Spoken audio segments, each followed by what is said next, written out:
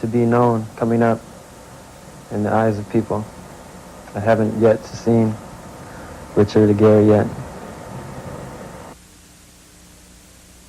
Glad you do. Carlos, I need 100 of these by Friday.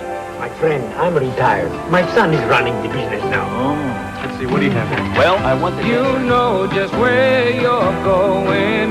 Now is your time for growing. It's your turn to deal now. You're at the wheel now. It's true, your pride is showing, cause you make America work, and this buzz for you, for everything you do. America calls on guys like you, cause you make America work, and this buzz for you. Here's to you, Beechwood Age, for that clean, crisp taste that makes Budweiser the king of beers.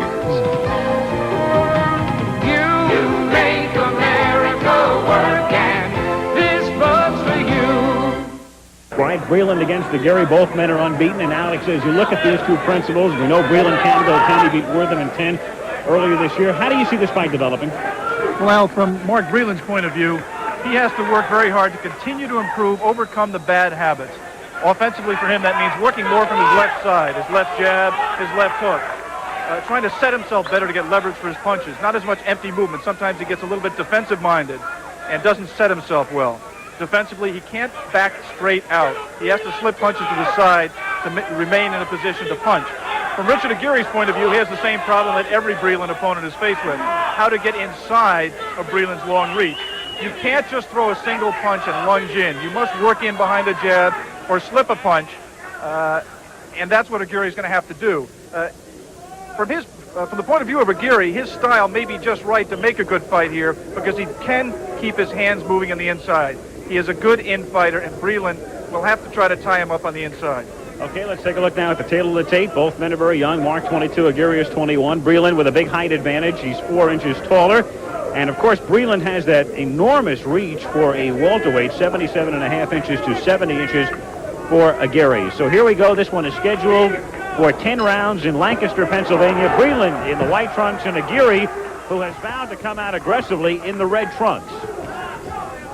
And it is Aguirre who does come out more aggressively than he has in the past, and the two in an exchange in the opening seconds of this fight. Right there in those opening seconds, you saw the problem that faces all Breland opponents also. They have to be aggressive, but they have to be defensive-minded as well. They can't come in wide open. And even though he has only the 4 knockouts, if you saw the open, as Breland comes through with a right hand and then misses with a right, he can put you down with one punch. Just ask Don Shiver what happened to Shiver in Norfolk, Virginia.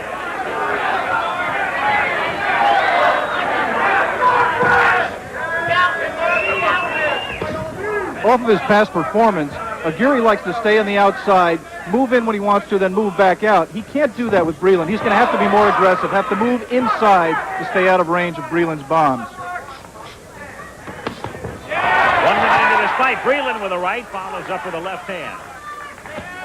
And another right hand from Breland. 6'2", Aguirre at 5'10". So it's quite evident the height advantage. We talked about the difference in reach. Scoring in Pennsylvania is on the 5-point must system. 3 judges at ringside doing the scoring. Joe O'Neill and Carter. Down goes Aguirre here in the first round. The 3 knockdown rule is in effect, and that all is academic now because he is not getting up. Mark Breland with a little bit more determination in his eyes at the outset of this fight than I'd seen in a while. He is sensitive to the criticism that he has not been flattening opponents. He's been sensitive throughout his early pro career, and he has an answer of sorts for those critics today as he takes out a man in less than 1 round who had come in unbeaten. So Mark Breland summarily dispatching Richard Aguirre here in Lancaster, Pennsylvania in the first round, just past the 1 minute mark. And we'll take a look now. 1:33 is the unofficial time here in the first round as Mark Breland puts Richard Aguirre down for the count. Another look. From Breland's point of view, Aguirre was the perfect opponent. There's the right hand that got him in trouble, put him down. He was the perfect opponent because he was not defensive and survival-minded.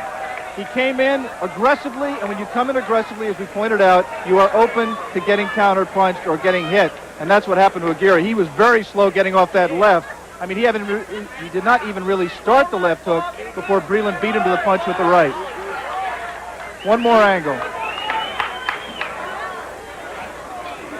Watch Aguirre load up with the left hook. Just bring it back to try to throw it, and Breland just beats him there by a day and a half.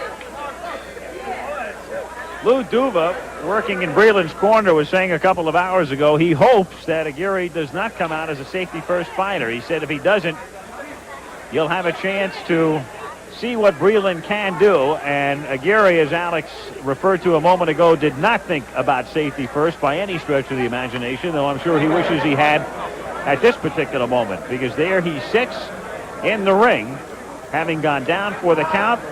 And we'll have more boxing action coming your way from Lancaster, PA, but a very impressive first-round knockout for Mark Breland has taken place here. Play stick deodorant and solid antiperspirant. All I could say, all I could remember, get this guy out the way, and the way will be paid for it. I didn't think Clay won the fight, the second fight, not at all. The fight in Manila, my eyes were closed. I couldn't continue. Then I think he won that with no question. I'd like to have one more fight, just one more. With a left followed by a right hand, and that wrote a very quick and orderly finish to this scheduled 10-round welterweight confrontation in Lancaster, Pennsylvania. I'm with Mark Breland right now. Did you suspect before the fight a quick or first-round knockout? No, I expected a much tougher fight from him, but what happened during the first round, well, in the first round, I started jabbing him, and I was concentrating on a jab, and I noticed him jumping in.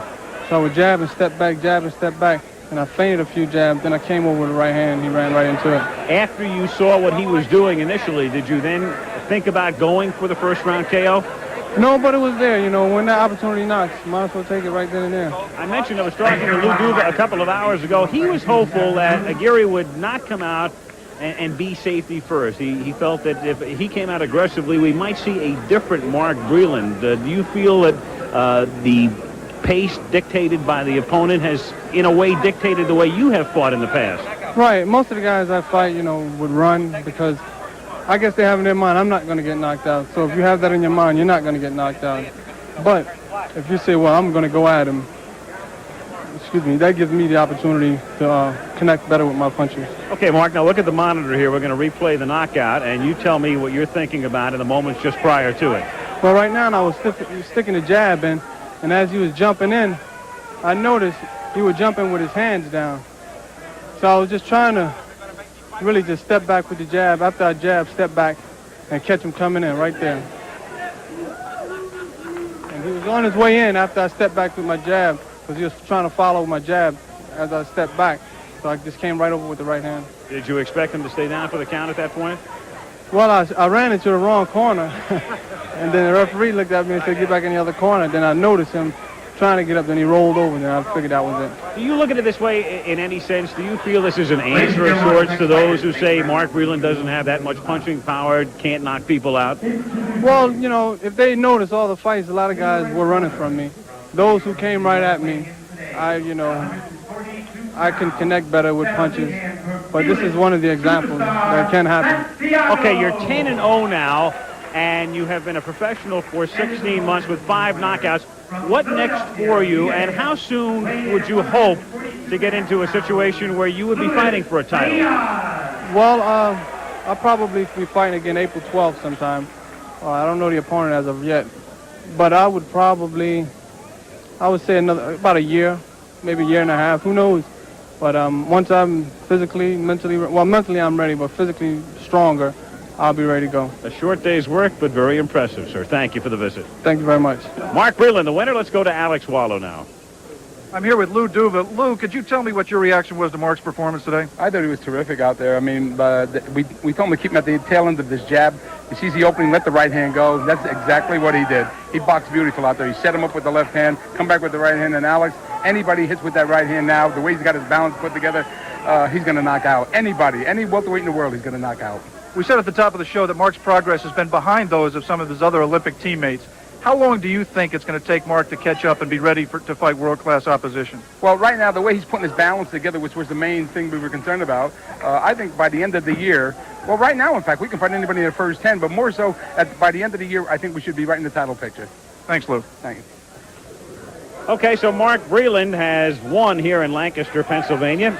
And interested onlooker is Jerry Cooney at the moment in training here in Pennsylvania.